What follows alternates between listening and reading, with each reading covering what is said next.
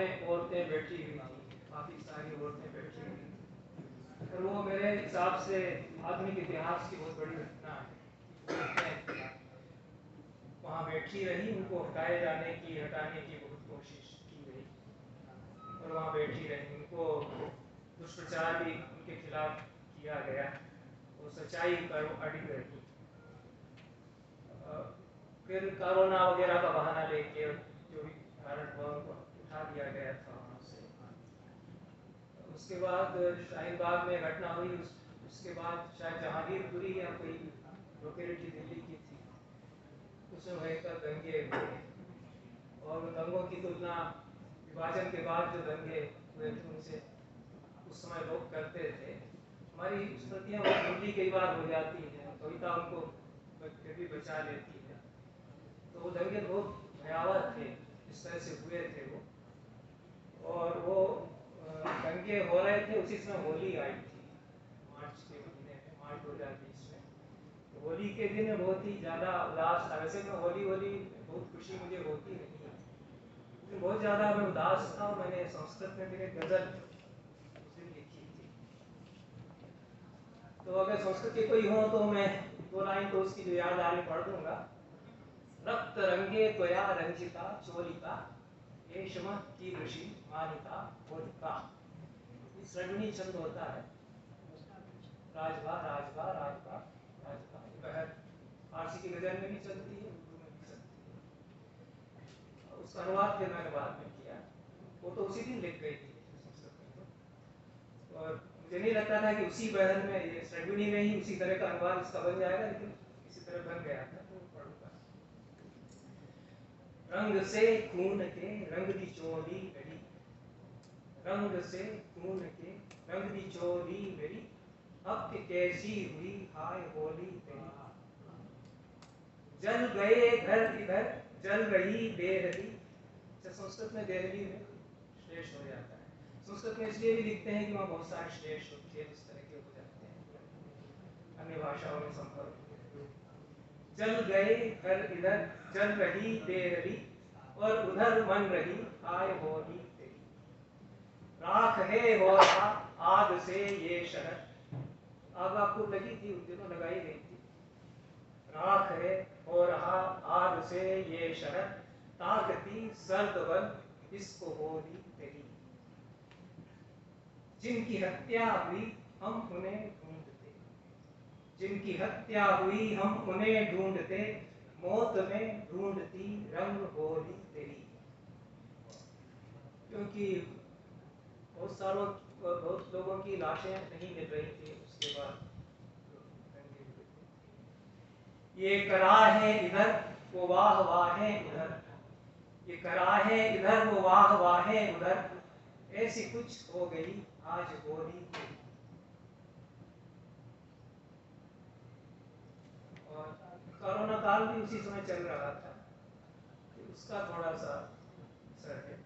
दूर से हाथ जोड़े नमस्ते कहा, दूर से हाथ जोड़े नमस्ते कहा, ऐसे कैसी मनी आए होली तेरी।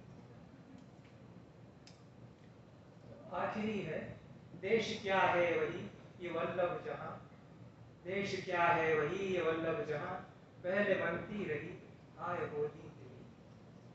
इतनी ही है कविता है। अब एक तो मैं बहुत चटोरा आदमी रहा, अभी भी हूँ, पर अब बदलना पड़ा अपने आप को। वृद्धावस्था में 80 तक पहुँचेंगे किसी तरह। तो मैंने रसोई पर बहुत सारी कविताएं संस्कृत में लिखी। उनमें से एक तो मैंने आचार्य अवधेश प्रधान जी थे वहाँ सारनाथ में सुनाई थी, और मुझे अच्छा लगा कि इन्होंने अध्यक्षता कर रहे थे, उन्होंने उस पर टिप्पणी की काफ़ी अच्छी। मुझे बड़ा उत्साह बढ़ा उससे, क्योंकि मुझे खुद शंका है कि मैं कवि हो सकता हूँ या नहीं। क्योंकि मैंने महाकाव्य भी लिखे संस्कृत में, और मुझे साहित्य अकादमी अवार्ड मिला है संस्कृत कविता पर, और भी अवार्ड मिले, कालिदास सम्मान मिला। मुझे बहुत सारे पुरस्कार तो संस्कृत में कविता के लिए मिले हुए हैं।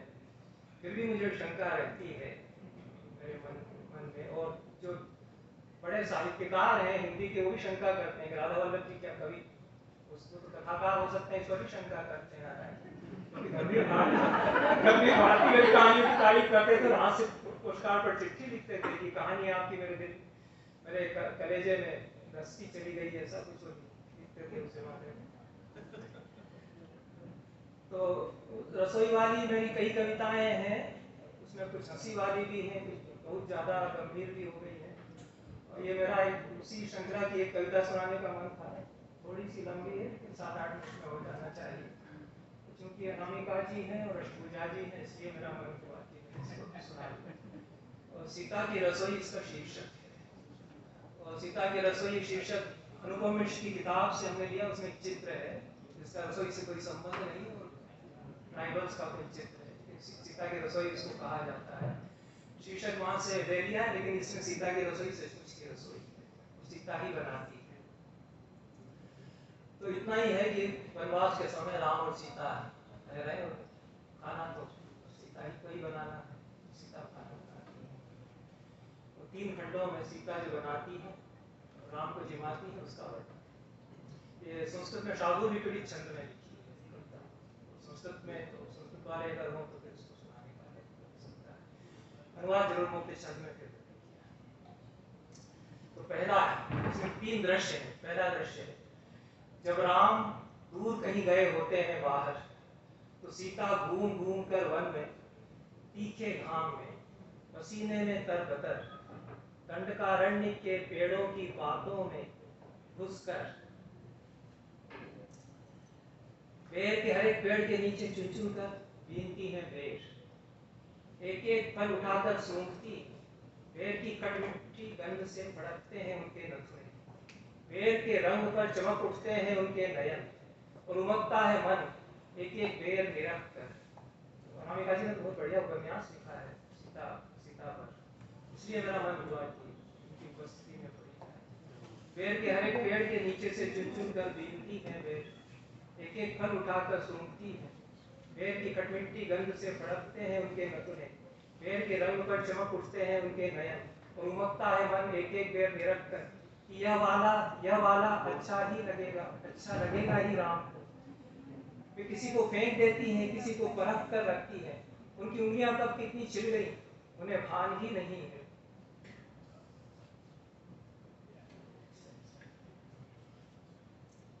फिर लौट कर कुटिया में वे बहुत सुंदर दोना बनाती है, शुभ्र तिनकों की नोकों से विधा दोना।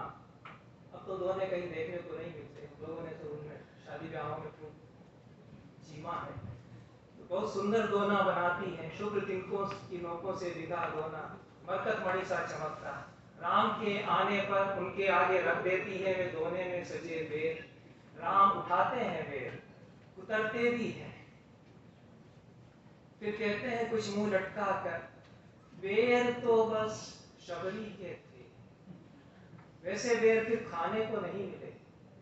कुछ का कुछ हो जाता है सीता का मन, और डबडबाने को होती है उनकी आंखें। एक दृश्य, इसमें थोड़ा सा एनाक्रोनिज्म है, इसको इतिहास का उल्लंघन कह सकते हैं, क्योंकि शबरी सीता हरण के बाद देती है, लेकिन मेरी कल्पना है कि कई शबरियां राम के लिए तो कई शबरियां आती रहती है, उसमें से किसी शबरी की याद निकलती है। दूसरा प्रसंग है, कितने घंटों धान बीनती रहती है, पिन्नी धान मोर धन, झाड़ियों से हाथ लहूलुहान भी हो जाते हैं, फिर लौट कर बनाती है खीर, महकती है खीर में, महक है खीर में, मुंह में पानी की बाढ़ आ जाए इसकी, वे जानती है राम को पसंद है खीर, फिर नए चमकते बड़े से दोने में परस देती है, प्रसन्न होकर निहारती है, खीर का स्वाद राम की आंखों में चमकता है। फिर सीता को ताकते हैं, कुछ से कुछ हो जाती है सीता, अचानक रुक जाते हैं राम, क्या हुआ सीता पूछती है, कुछ नहीं, माँ की याद आ गई। राम कहते हैं खीर कुछ वैसी ही बन गई जैसी उनके हाथ की खीर। फिर एक लंबी सांस भरते हैं राम, सीता को लगता है उनका मन खीर के स्वाद से हट गया है, मन इस कुटी से हट गया है, कहीं और है वे, सीता कहीं और हो सकने के लिए धीरे से उठकर आ जाती है कुटी के बाहर, आंचल से आंखें पोंछती है। ये दूसरा। तीसरा अंतिम है, 3 दृश्य है। इस बार सीता ने जुटा लिया है बहुत सी चीजों का संभार। इसमें जो नाम है अनाजों के ऋषि मुनि लोग, आज गोवर्धन तो अभी भी खाते हैं, उसमें ऋषि पंचमी के दिन हमारे यहाँ, और जो जंगली धान, इस बार सीता ने जुटा लिया है बहुत सी चीजों का संभार। अपूप भी है भात भी, अपूप होता था पहले, रोटी शायद नहीं होती थी, अपूप भी है भात भी और कई तरह के शाक। पत्तल बनाने में उन्होंने पूरा पहर लगाया। राम तो कई बार कह चुके हैं तुम्हारे हाथों की पत्तल, उसमें झिलमिलाते दिखते हैं चंद्रमा और तारे, उसमें समाया रहता है उसमें एक संसार और स्वाद। राम की प्रशंसाएं याद कर लाज से लाल होते जानकी के कपूर। सामने बैठ गए हैं राम, लाओ लाओ भूख बहुत लगी है, यह कहकर कढ़ाई से गर्म गर्म अपूप निकाल कर झट झट परसती है सीता। परस कर मुदित मन राम का रूप निहारती है जानकी। राम भी तो कितने प्रसन्न मुग्ध सीता को ताकते रह गए।